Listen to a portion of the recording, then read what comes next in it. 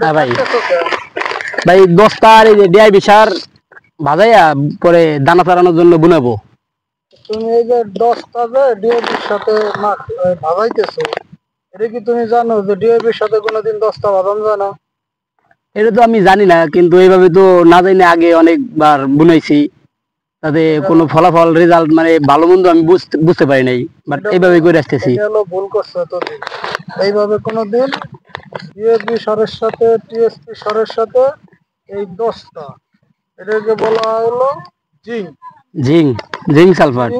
কোনোদিন ডিএপি বা টিএসপি সারের সাথে মাখাইয়ে বুনাইতে হয় না।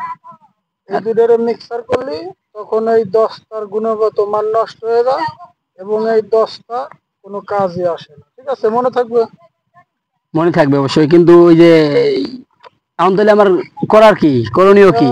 এখন দানা চারাবো, এই দানার করণীয় কি আমার তার আগের? এটা আলাদা, যেমন জৈব সার আছে বা ওই যে তোমার ওই এমওপি সার আছে, পটাশ। বা তুমি মাটির সাথে কোনো ভাবে, কিন্তু তার তলবে ডিএপির সাথে বুনে যাবে না, ডিএপি আর টিএসপির সাথে মাখায়। ঠিক আছে, ডিএবি আর টিএসপির সাথে 10টা কোনোভাবেই মাখান যাবে না?